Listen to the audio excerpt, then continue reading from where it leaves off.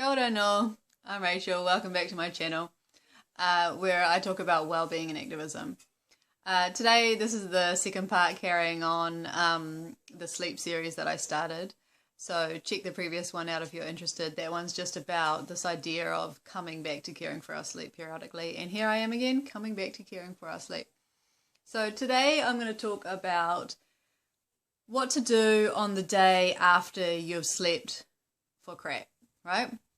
So the reason I'm starting with this, which is maybe kind of a weird one, is that if I'm lying in bed at night needing to sleep and knowing that I've got a lot to do the next day, it's really easy to get really into an angry with myself, anxiety, kind of like just fucking sleep, you know, there's so much to do tomorrow, there's so much to do tomorrow. And so if you can sort of be prepared for how to be on a day that you've slept badly the night before, I think it helps take that pressure off and actually makes sleep easier. So I'm starting with this one. And so I've got kind of 4 tips for what to do on the day after you've slept badly or had no sleep, that kind of no sleep feeling. And I guess this isn't one of the tips, but just something to know is that often when we feel like we haven't had any sleep, we have actually slept. I don't know if that really is a consolation, but sometimes just knowing that you've slept instead of focusing on this, I haven't slept, can actually somehow make you feel a little bit better. Anyway, so my first tip is to try to, this is sort of about making a deal with yourself in the night and then following through on it the next day. And that's to say to yourself in the middle of the night, I know what you, if the reason you're not sleeping is because you're worrying about stuff, saying to yourself, I know these things are important to you. I care about what you're worried about, rather than being like, shut the fuck up, who cares, you know, that's not really a problem, or actually just being right in the thick of worrying about it. I know that what you're worried about is important. I know you're just trying to look out for me. I'm going to make some time tomorrow to worry about these things. And then make sure that you follow through on that so you can trust yourself, you know, that you're going to worry about things in the daytime. And for one, things won't seem as bad as they are in the daytime. But for 2, yeah, those might be some real things that you need to think about and worry about. And putting them somewhere will make it easier to sleep the next night as well. Plus, like I say, it just means that you can build trust with yourself. So the next time you're saying to yourself, I'll worry about that tomorrow, you'll know that you will worry about it tomorrow. So you can do this in a few different ways. If you've got the time and space, you can sit down and write in a book about it. And it doesn't have to be like a huge big pouring out of all your worries. It could just be bullet points, or it could just, you know, you could set a limit of 3 pages or something if you want to keep it quick. Or if you feel like you don't have time for that, because often we feel like we don't have time for luxuries like writing, as needed as they can be. You know, you can build it into your other daily routine. So you can say, I'm going to worry while I'm in the shower, or I'm going to worry while I'm on my commute to work or school or wherever you need to be, your meeting or whatever. So that's my first tip. Make time to worry. The second tip is on a much gentler, easier end of things. And that is to try to just float through your day. It sounds kind of waffly or something, but I mean, it literally is floating through your day. But it's amazing how it works to tell yourself, just float. I read this in a book about recovering from, what do they call it? Nervous exhaustion. I can't remember the name of it. I got it out from the library, but I'll try to look it up and put it in the details below. There's this idea that when we're really tired and stressed, and we know that we can't just lie in bed and rest and recover or whatever like we would like to maybe, and you know, of course this applies when we haven't slept, that we try to force ourselves up out of bed. It's just like, you know, this battle through kind of mentality, and we're like, okay, I've just got to do it, just push myself out of bed, get ready to go through all of our day stuff, pushing.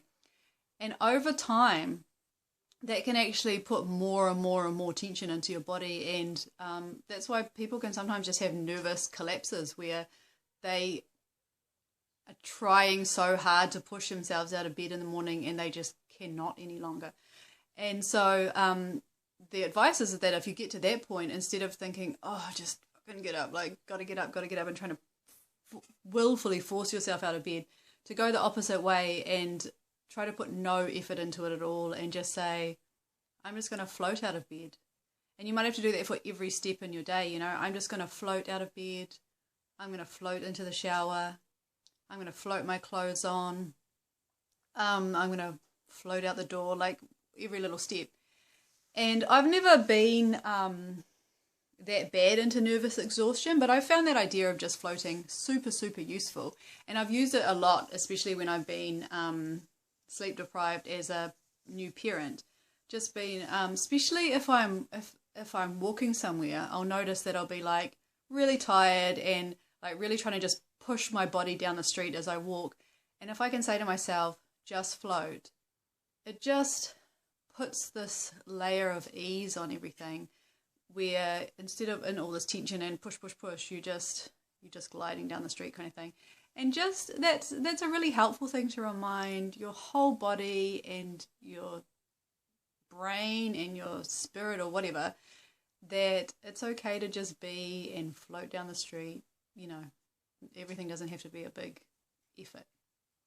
And when you're exhausted from not enough sleep, you need to take all the sort of shortcuts and ease where you can, eh? So I reckon, yep, just float on the day after a bad sleep.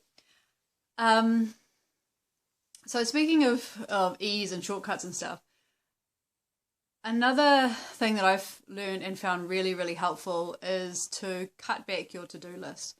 So say if you had 5 things that you intended to do that day, cut that back to 2.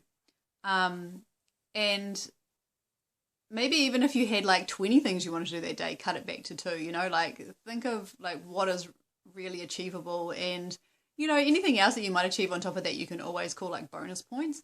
But if you go back to 2, that means that you can actually concentrate on those 2 things. You're more likely to actually achieve them and do them well. You'll be slower than you would be if you'd slept well, and you'll need more time to concentrate on those things.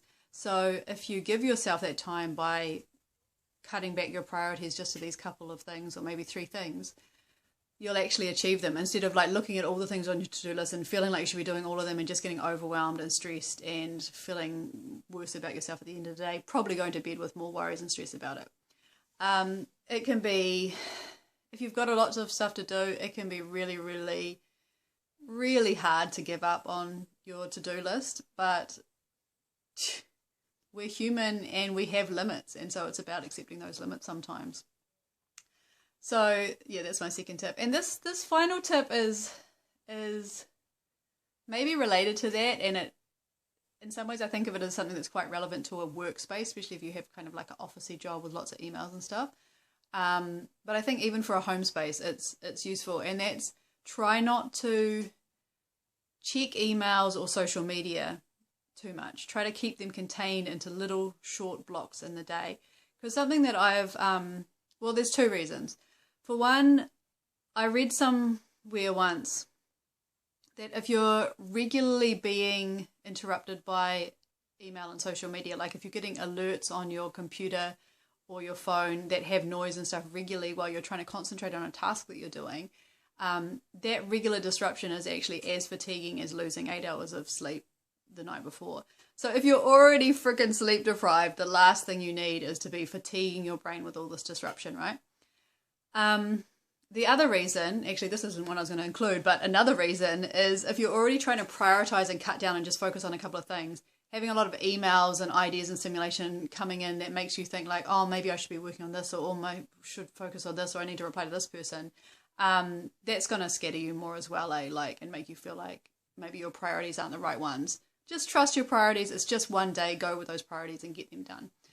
And the final thing, the final reason I think that interruptions with social media is a problem. I don't know what I was going to say. Oh yeah, The other reason I think that that constant checking of social media and emails and stuff is a problem is because I find even now that I don't have an office job with lots of important emails, or like I'm not involved in heaps of activism where I need to be doing lots of social media stuff or whatever.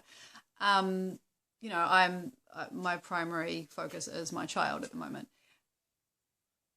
When I'm tired, I find myself checking Facebook and stuff more, and I don't know why that is, except that I think that my brain wants a little sort of a little break, maybe. Like, so that's, I guess, what I'm wanting to warn against is using social media or emails as a break from the tasks that you have set that you want to do that day.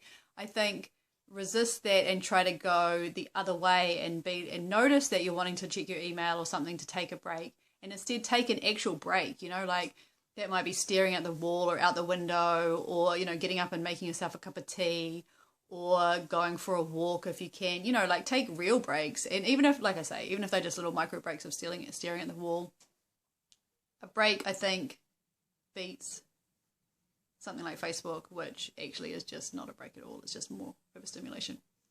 And I'm not anti-Facebook. I just mean when you're tired, try to contain it and strip it back, eh? So that's it for me today. Another short, sweet, sort of sleep-focused one. And I'll just ask the question again, how are you sleeping? How's it going? Do you need to think about your sleep at the moment?